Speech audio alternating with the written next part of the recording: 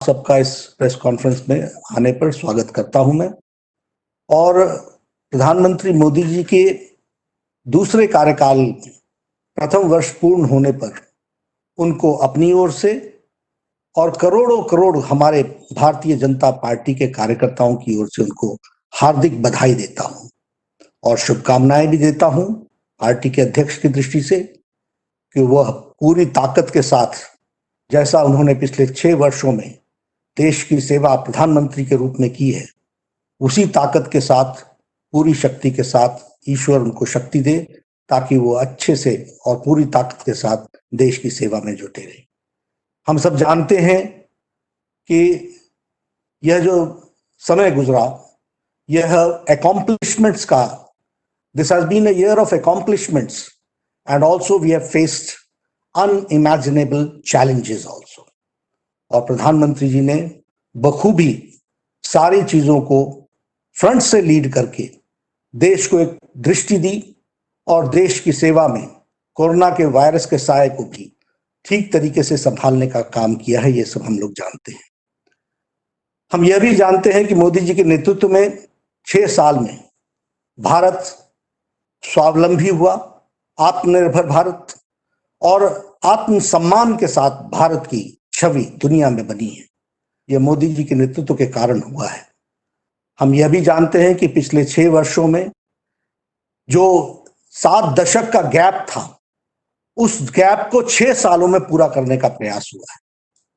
पहले अगर हम देखें और हम इस बात को समझें कि पहले कार्यकाल में मोदी जी ने जहां इंफ्रास्ट्रक्चर पर काम किया और इंफ्रास्ट्रक्चर के साथ साथ लॉन्ग अवेटेड रिफॉर्म्स किए, वही तीव्र गति से दूसरे कार्यकाल में प्रथम वर्ष में तीव्र गति से बोल्ड डिसीजंस भारत की एकता और अखंडता के लिए, और उसी तरीके से सोशल जस्टिस, उसी तरीके से इकोनॉमिक जस्टिस और उसी तरीके से हार्ड डिसीजंस लेते हुए देश के आम व्यक्ति को, गरीब व्यक्ति को लाभ पहुंच सके, इसके प्रयोजन, इसके आयोजन प्रधानमंत्री मोदी जी ने 1 साल में किए। This government has been responsive, this government has been receptive and this government has the capacity to take decisions. ये सब हम लोगों ने देखा है। आज हम जब 1 साल पूरा कर रहे हैं तो हम ही नहीं, सारा विश्व कोरोना के साये में जी रहा है। और यह स्थिति कोरोना की दृष्टि से देखी जाए तो हम ये कह सकते हैं कि अन्य देशों के मुकाबले भारत ने मोदी जी के नेतृत्व में कोरोना की लड़ाई एक इस तरीके से लड़ी जिसमें भारत की स्थिति संभली हुई रही और बहुत हद तक उसको संभाल के रखा गया है। प्रधानमंत्री मोदी जी ने कोरोना की लड़ाई में जन भागीदारी, जन सहयोग, सबको साथ लेकर के चलना और उसके साथ साथ टाइमली एंड बोल्ड डिसीजंस लेना, ये मोदी जी की खासियत रही है। और इस कारण से हम ये भी देखते हैं कि जहां बड़े महाशक्तिशाली देश जो समस्याओं से घिर गए और वह भी अपने आप को कोरोना के सामने असहाय मानते हैं, वहां भारत देश ने कोरोना की लड़ाई इस प्रकार से लड़ी और इस तरीके से उस काम को संभाला।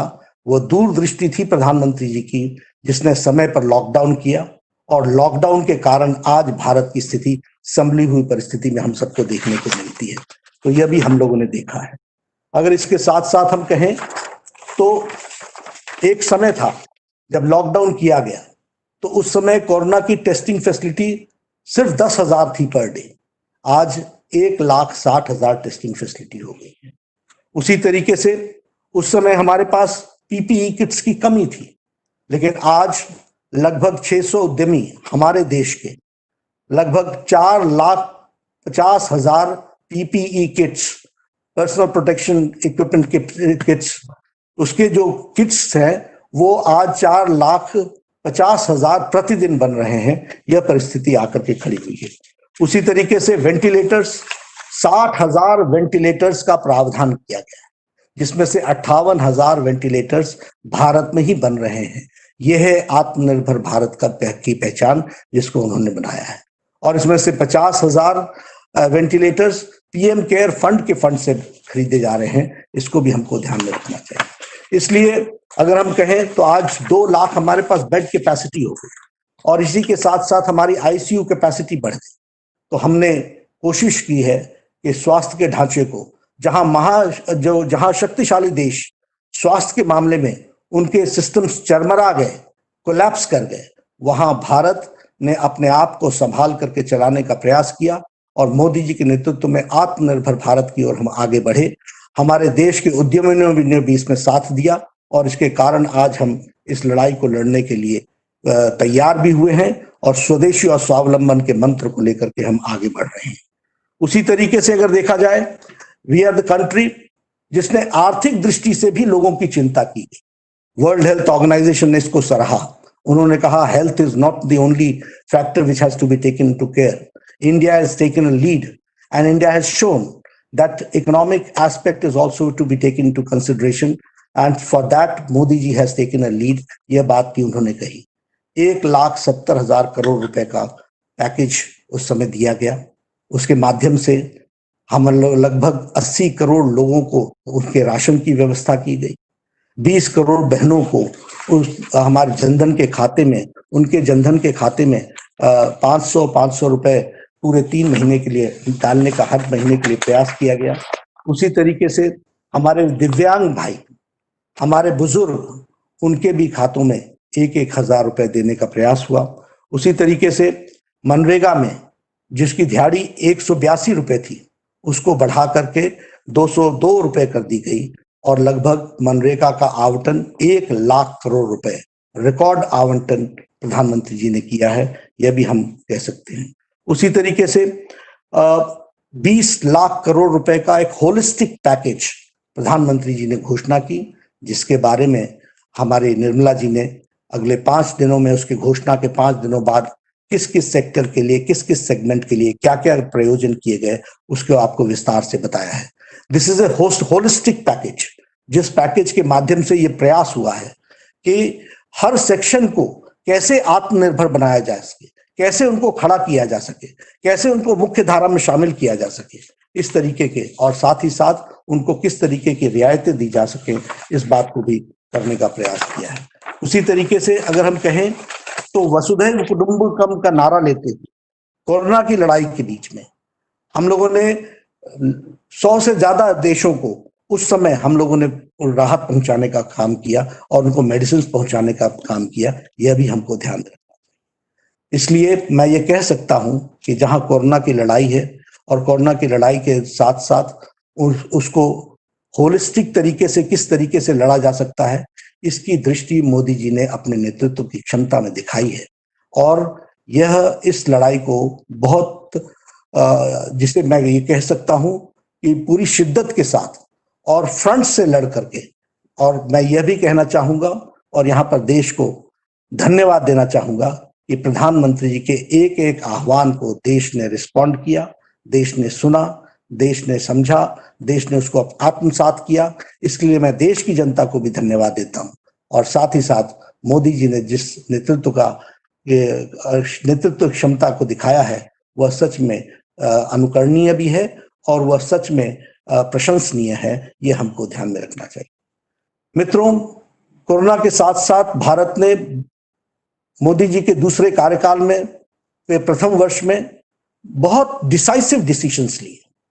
अगर मैं बात करूं आर्टिकल 370 के एब्रोगेशन की, अगर मैं बात करूं 35A के जाने की, यह प्रधानमंत्री मोदी जी की इच्छा शक्ति का नतीजा था और उसको सूत्रधार बने हमारे गृह मंत्री अमित शाह जी, जिन्होंने उसको कार्य रूप दिया। दुनिया बोलती थी ये असंभव है।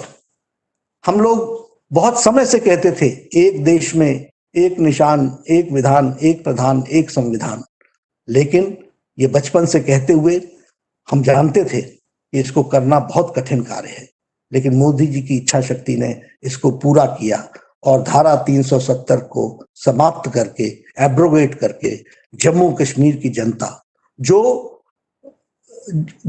मुख्य धारा में शामिल होने में दिक्कत आती थी, वह आज मुख्य धारा में शामिल हो गई है। वहां की महिलाओं के जो भारत के कानून नहीं लगते थे और उनको प्रोटेक्शन नहीं मिलती थी, आज उनको वो प्रोटेक्शन मिल रहा है। हमारे दलित भाई जिनके साथ अन्याय हो रहा था, वर्षों से अन्याय हो रहा था, उनको आज न्याय मिल रहा है।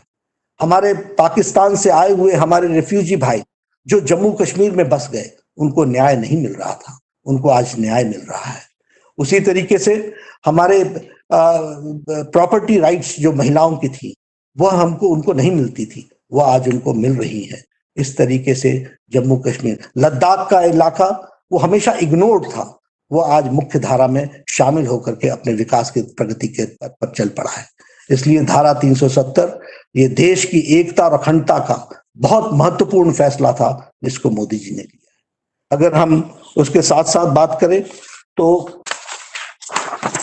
हमारे CAA का, सिटीजन्स अमेंडमेंट एक्ट, वर्षों से बात चली आ रही थी कि हमारे अफगानिस्तान से, हमारे बांग्लादेश से, हमारे पाकिस्तान से जो बेचारे आए हैं, रिलीजियसली परसिक्यूटेड हैं, उनको यहाँ पर भारत में स्थान मिलना चाहिए, लेकिन ये काम नहीं हो पा रहा था।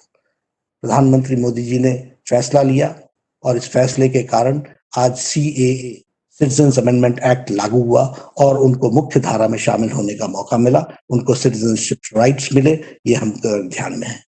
हमारी मुस्लिम बहनें, हमारी माताएं जो 3 तलाक के कारण बहुत तकलीफ में थी, दिक्कत में थी, उनकी चिंता प्रधानमंत्री जी ने की और जो ट्रिपल तलाक था उसको, ये एक कुरीति थी, उसको समाप्त करने का काम प्रधानमंत्री मोदी जी ने किया है। उसी तरीके से टेररिज्म से लड़ने के लिए देश में UAPA, unlawful activities prevention act के तहत टेररिस्ट को टेररिस्ट घोषित करना, उसके खिलाफ एक्शन लेना, यह काम भी प्रधानमंत्री जी ने बखूबी कानून में परिवर्तन ला करके किया।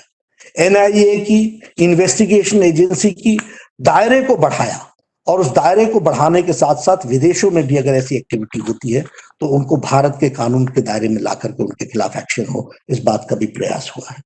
उसी तरीके से एक बहुत, जिसको कहते हैं बोल्ड डिसीजन, पॉक्सो का लिया गया, protection of children from sexual offence, उसमें डेथ पेनल्टी का काम किया गया, तय किया गया कि यदि कोई बच्चे के साथ दुष्कर्म करता है तो उसको डेथ पेनल्टी होगी। इस तरीके का कार्य को आगे बढ़ाया गया। यही नहीं, अगर हम बात करें इस छोटे से 1 साल के अंदर FDI के, सिविल एविएशन में FDI को परमिशन दी गई ताकि सिविल एविएशन की इंडस्ट्री आगे बढ़े और इस तरीके से देश की इकोनॉमी को गति मिले। हम लोगों ने, मोदी जी ने कॉर्पोरेट टैक्स को रिड्यूस किया। इस कॉर्पोरेट टैक्स के रिडक्शन के कारण बहुत नीचे तक मार्केट में पैसा का सर्कुलेशन के माध्यम को आगे बढ़ाने का काम किया। उसी तरीके से बैंक्स मजबूती से आगे खड़े होकर के लोगों की सेवा में जुटे, इसलिए बैंक्स का मर्जर करके बैंक्स को मजबूत बनाया, उनकी लेंडिंग कैपेसिटी को मजबूत बनाया, NPO को कम किया और लेंडिंग कैपेसिटी को आगे बढ़ाने का काम किया। अभी कोरोना के साए में ही NBFC लोन्स पर जो मॉरिटोरियम लगाया, उससे भी लोगों को राहत मिली है। उसी तरीके से कंपनीज एक्ट में परिवर्तन किया गया। कंपनीज एक्ट के परिवर्तन के कारण आज कंपनी सुविधा के साथ और हिम्मत के साथ अपनी बिजनेस एक्टिविटी को आगे बढ़ा सकते हैं, तो इस बात को भी ध्यान में रख करके किया गया। इजी लोन अरेंजमेंट्स इसी 20 लाख पैकेज में भी किया गया है MSME सेक्टर के लिए। और हम जानते हैं कि त्रिपुरा में ब्रू रियांग की समस्या बहुत लंबे समय से चल रही थी, लेकिन उस समस्या का कोई समाधान नहीं हो पा रहा था। हमारे गृह मंत्री जी ने मोदी जी के नेतृत्व में एक बहुत बड़ा फैसला लिया और जिसको कहते हैं सबका साथ, सबका विकास, सबका विश्वास। ये ब्रू रियांग बहुत छोटी जनसंख्या वाले लोग थे, लेकिन इनके लिए भी व्यवस्था की गई और इनके भी समस्या का सुझाव किया गया। ये हम आपके सामने शेयर करना चाहते हैं। उसी तरीके से बोडोलैंड की समस्या लंबे समय से चल रही थी, उसका भी समाधान किया गया। हमारे जो regional cooperation of economic partnership का RCEP का विषय था, यह किसानों के खिलाफ था, ये उद्यमियों के खिलाफ था, ये मध्यम उद्यमियों के खिलाफ था। प्रधानमंत्री जी ने स्टैंड लेकर के RCEP से अपने आप को अलग किया और यह देश के हित में फैसला इतना बड़ा लिया, वो हम सब जानते हैं और उसके लिए भी मैं उनको बधाई देता हूं। मित्रों, इस छोटे से काल में ऐसे छोटे बड़े बहुत से फैसले लिए गए, जिन फैसलों के कारण आज भारत देश एक मजबूत राष्ट्र के रूप में मोदी जी के नेतृत्व में आगे बढ़ रहा है, तीव्र गति से आगे चल रहा है, पूरी ताकत के साथ आगे बढ़ रहा है और भारतीय जनता पार्टी भी इसमें पीछे नहीं है। मैं एक बात निश्चित रूप से यहां यह भी बताना चाहता हूं कि हमारे जीवन में एक सपना रहा और ये दशकों का नहीं, सदियों का था, ये शतकों का सपना था कि रामलला का मंदिर, भव्य मंदिर वहां पर बने। इस काम को निश्चित रूप से सुप्रीम कोर्ट ने, पूरे पांचों बेंच के जजेस ने एक मत से फैसला दिया। उनका फैसला हम सबके लिए स्वागत योग्य रहा। लेकिन यह भी मैं बताना चाहूंगा कि यह फैसला हुआ, इस फैसले को न आने में कांग्रेस ने लगातार लंबे समय तक अड़ंगा लगाया, लेकिन यह फैसला हुआ। आज मुझे खुशी है कि वहां पर प्रधानमंत्री जी ने वहां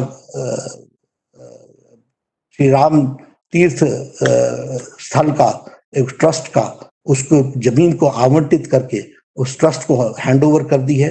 अब वहां पर भव्य राम मंदिर बनेगा, यह बात मैं आपको बताना चाहता हूं। मित्रों, ऐसी इस छोटे से कार्यकाल में इतने बड़े बड़े काम हुए और मैं ये जरूर कहना चाहूंगा कि भारतीय जनता पार्टी प्रधानमंत्री जी के साथ मिलकर के इस काम को नीचे तक पहुंचाने का काम कर रही है। आज भारतीय जनता पार्टी ने तय किया है, आज प्रधानमंत्री जी ने, आप लोगों ने देखा होगा, प्रधानमंत्री जी ने एक चिट्ठी देश के नाम संदेश भेजा है। इस देश के नाम संदेश जो भेजा है प्रधानमंत्री जी ने, इसको हमारे कार्यकर्ता 10 करोड़ परिवार तक पहुंचाने वाले हैं। हम इसे 10 करोड़ परिवार तक ले जाएंगे और इसके साथ साथ लगभग 250 वर्चुअल प्रेस कॉन्फ्रेंसेस होंगी और इसके साथ साथ 2000 से ज्यादा वर्चुअल मीटिंग्स होंगी, पब्लिक रैलीज होंगी। एक एक रैली में हजार हजार कार्यकर्ता, हजार हजार लोग जुड़ेंगे और हमारे जो मोर्चा के सभी कार्यकर्ता हैं, वो मोर्चा के सभी कार्यकर्ता 500-500 इस प्रकार की वर्चुअल रैलीज करेंगे, समाज के विभिन्न वर्गों की रैलीज करेंगे, ताकि मोदी जी का संदेश जन जन तक जाए और उनके द्वारा किए गए कार्यों को हम जनता तक पहुंचाएं। इस काम को हम करेंगे। कोरोना के संकट में हम लोगों ने बहुत बड़ा काम किया। मुझे खुशी है कि हमारे कार्यकर्ताओं ने मिलकर फीड द नीडी में 14 करोड़ से ज्यादा लोगों को फूड पैकेट्स पहुंचाए और इसी तरीके से 4 करोड़ से ज्यादा राशन बांटे। लगभग 5 करोड़ के आसपास फेस मास्क बांटे हैं, फेस कवर बांटे हैं।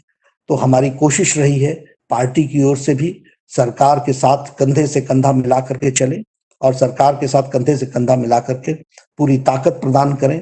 उसके साथ साथ जनता की सेवा में हम जुटे रहें, राष्ट्र की सेवा में हम जुटे रहें। भारतीय जनता पार्टी एक अच्छा उपकरण बने राष्ट्र की सेवा में और मोदी जी के नेतृत्व में लाए गए कामों को अमली जामा पहुंचाने के लिए नीचे तक अपना काम करे, यही मैं कहना चाहता हूँ।